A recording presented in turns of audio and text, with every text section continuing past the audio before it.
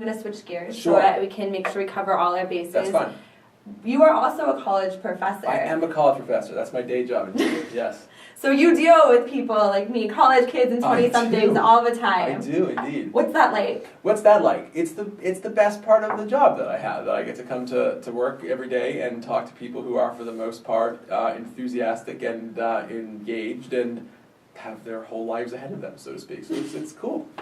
Well, there you go. But I'm wondering more about, say I'm an older person and I'm trying to communicate with the 20-something or college kids demographic. You're old like me. Okay, so you're an old person like me. Go ahead. So what is the best way when you're dealing with, when you're dealing with 20-somethings and college kids, how do you make sure your message sticks? Or how do you communicate with them differently than you would with your peers? Honestly, my answer is I try to be the same. I do feel like it's important that you talk to college students like adults, that you're honest and treat people like they are adults, that things wind up going better. I think you get yourself into trouble when you start trying to use the right terminology or words or examples, or when I start trying to throw out the Twilight example. Believe me, I've never watched a show in my life that involves a vampire. Right, I couldn't tell you any Justin Bieber songs. I don't know who these people are anymore. I've gotten old very quickly. But so I think that just being, at some level, being yourself and treating your young audience with respect is not always something that everybody does. I think sometimes they treat them like in a more immature manner. It doesn't. But I am going to push you a little bit because, as you do say, situations matter, context matter, and the college lifestyle is so much different than what most people are living. So when you are dealing with someone who might have ramen for dinner or stay up till 3, wake up at 11. How do you adjust your behavior to make sure that you're still communicating them? I know, for example, when I teach a 10:30 course, that's early.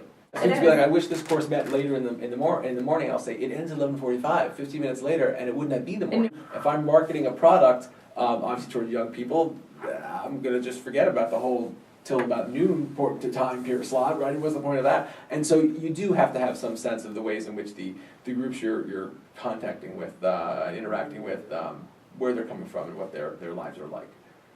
What other sort of behaviors have you seen that don't work when you're trying to communicate with the college audience? Is there anything else that you can think of?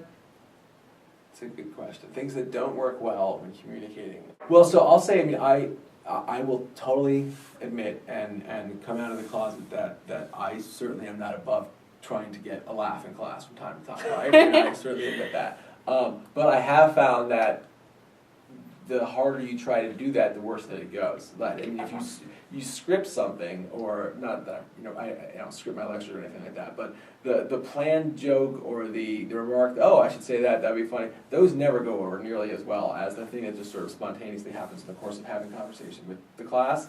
I'm not suggesting that all efforts to communicate with or to market towards a younger or college audience have to be ad-libbed or spontaneous, but I do think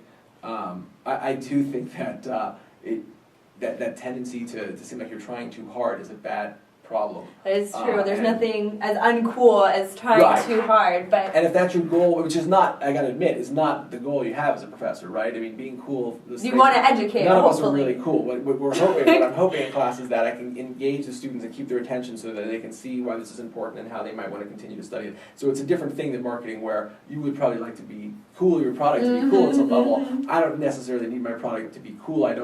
But you need it to stick. You need the message to be engaging. A little different, but I do think the message, that principle still applies.